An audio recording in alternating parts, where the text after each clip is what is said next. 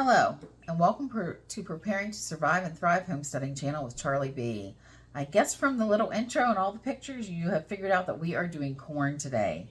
I have a mix of, and this is, don't quote me on this one totally, but we think this is Impossible corn. It's very sweet, even not cooked, it's really sweet. It is a hybrid. Now, a hybrid is just two different species, not species. They're the same species, but they're different plants. Maybe one would be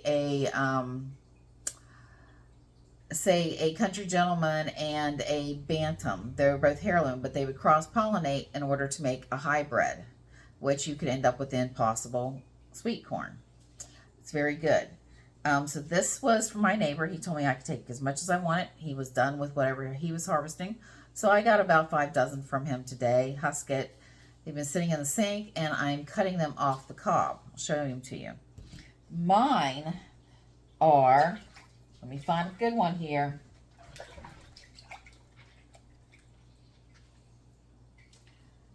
Mine is the Country Gentleman. This is a heirloom. It's not as sweet as the hybrids are. And as you can see, they're not very uniform. I have some that look like this. I have some that look like this that are perfect.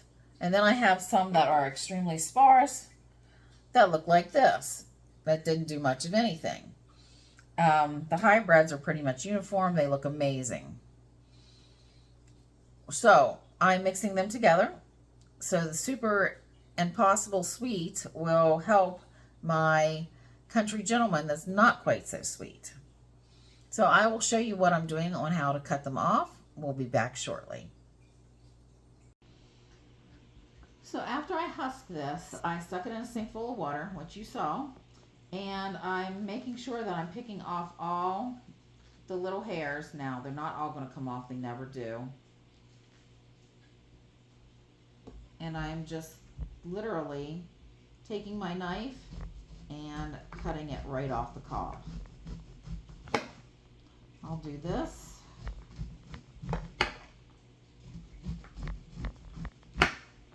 And then I just throw the cob away. And I will move on to my next piece of corn.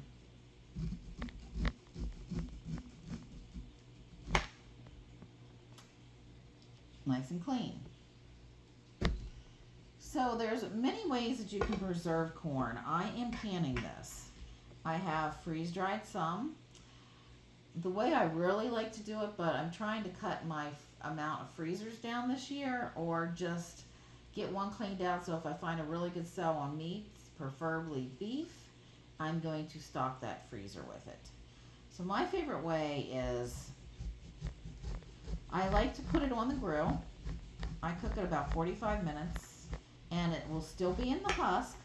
What I do is I cook it, or I soak it in water for a minimum of an hour before I put it on the grill. And then I bring it in when it cools down. I cut it off the husk.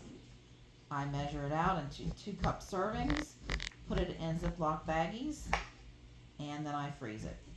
That's my favorite way to do it, but that also takes up freezer space. So this year I'm canning it. I am raw packing it, and with that, I do not cook it. I will not blanch it. All I will do is cut it off the cob like I'm doing now, and I will put it in pint jars. I'll be using my wide mouth jars today, and then I will be pouring boiling water from my tea kettle over it. I will add a half of teaspoon of salt per pint jar. So stay tuned. I'll be back shortly with more information and the next step. Well, those are the cobs, and this is the corn we removed from them. So we're getting ready to wash the jars and get this jarred up. A lot more cobs, but that's all right. That's pretty amazing corn.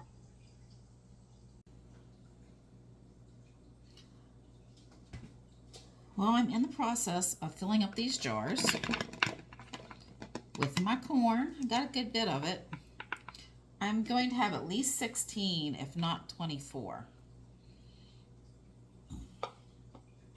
If I find any little pieces like this, I throw them out. And with this, I am going to do a half teaspoon of my pink Himalayan salt.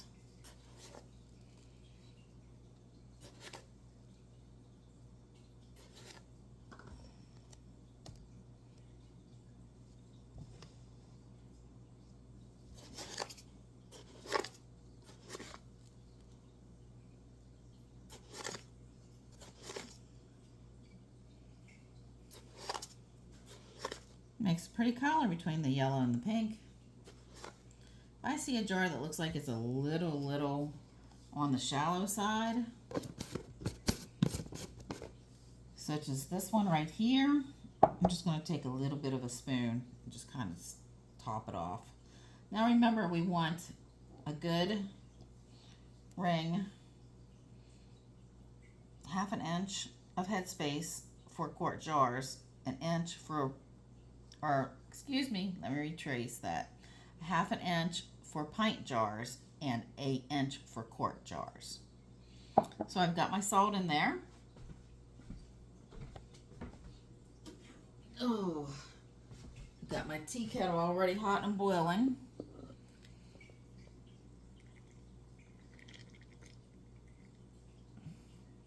Fill that up to the rim.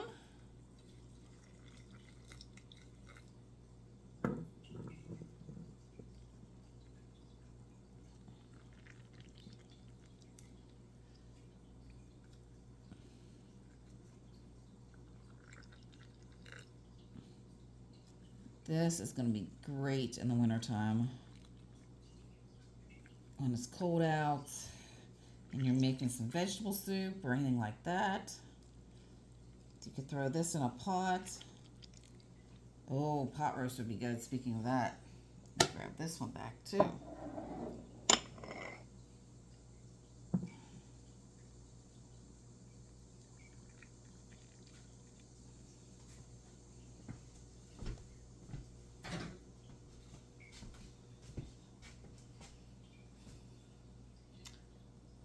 As soon as I find my handy dandy, there we go, handy dandy, oh, that water's hot. Make sure I've got some bubbles out of here.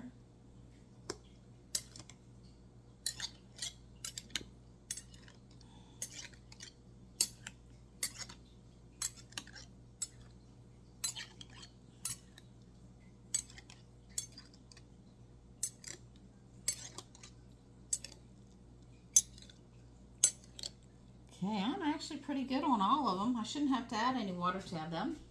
Set that right down there.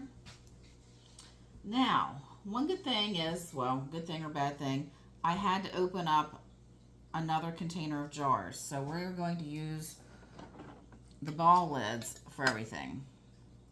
So you can see the new rings, the new lids. But before we want to put the lids on, what do we have to do?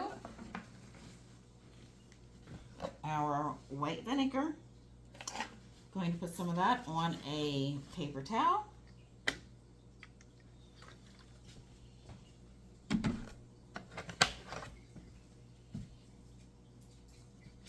And we are going to wipe the rims of our jars to make sure there's nothing on them. You'd hate to have something not seal. Well, then you could eat it that day.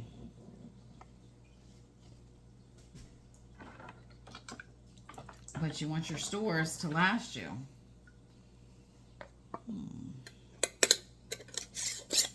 Put the lid on. Remember, finger tight. Don't manhandle.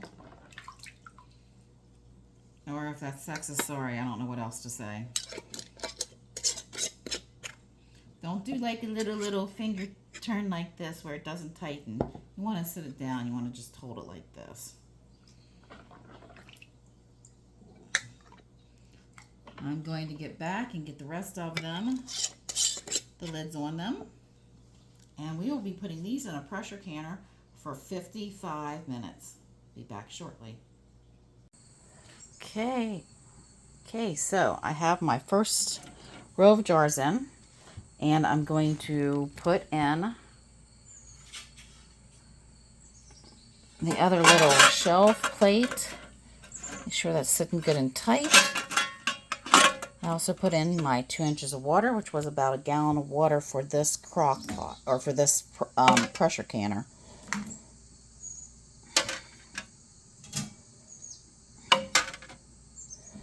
Now, once these are all in, we'll get it all set up, and we'll get it boiling and steaming and pressure canning. Okay, you notice this is not used as a water bath canner. It is a pressure canner. I only put in 2 inches of water in the bottom of the pan, so there is none on top of these. This will make pressure and it will can them. These will be in here for 55 minutes. We'll be back shortly. So everything's in the pressure canners. I have a total of 24 cans, and I have 2 pressure canners going, my Tefal and my All-American. My All-American I set up first. It has 2 layers in it, and I will be putting the weight on it. So I will have 10 pounds of pressure. It's been steaming for a good 10 minutes. There we go. So the pressure will start to build, and we will hear it jingle. We will be back. Hey. So we finished our corn.